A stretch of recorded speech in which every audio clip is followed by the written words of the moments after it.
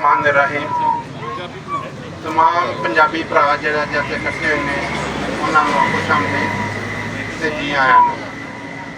मैं सिर्फ एक गल जानना कि बड़े अरसे तो यह वक्त की जरूरत सी कि पंजाबी इकट्ठे होंदे और पंजाबी इकट्ठे होकर कम अज कम होर कुछ नहीं तो अपने हकूक की आवाज़ चुकते। तुसीं ये देखो कि पंजाब ने किसी का की बिगाड़िया। अगर सिंध को लोड़ पई तो पंजाबी अगे आए, अगर बलोचिस्तान को लोड़ पई तो पंजाबियों ने अपना खून दिता, अगर KPK को जरूरत पई तो पंजाबियों ने खून दिता।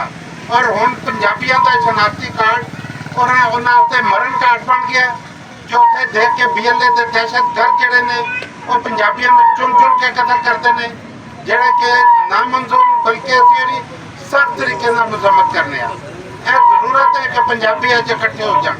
सिर्फ पंजाब के नहीं दुनिया भर के रहने वाले पंजाबी इकट्ठे हो और अपने हकूक की आवाज़ चुकन। पाकिस्तान के 24 करोड़ आवाम कम अज कम 16 करोड़ आवाम जी है वो पंजाब बसती है और पंजाबी इन्नी वड्डी अक्सरियत होने के बावजूद हर एक नफरत का निशाना है। जबकि पूरे पाकिस्तान का रेवन्यू पंजाब तो जनरेट होता है और इस बावजूद पंजाब को नफरत के निगाह नाल देखा जाता। क्यों?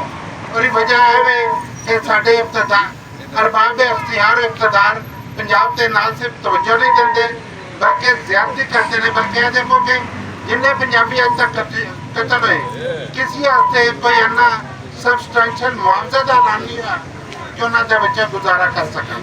जो ताफ्तान जो फौज आ रहे हैं तो उन्होंने कार्ड करके पठान सिंधी सब छोड़ दिता जाता है, पंजाबी मार दिता जाता। आखिर क्यों? पंजाब ने बिगाड़िया की है? पंजाब ने बिगाड़िया कि सब प्यार और मुहब्बत पेश आते हैं।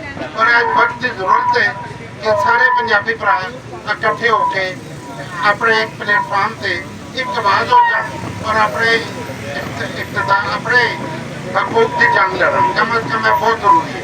अज क्या समझो कि इस मुद्दा एक पहला पत्थर है जो सारे अज इकट्ठे हुए हैं और आइंदा भी सारे इंशाअल्लाह इकट्ठे होंगे और जिस जगह भी जरूरत पई सारे भाई इकट्ठे होकर पंजाब का मुकदमा लड़ांगे।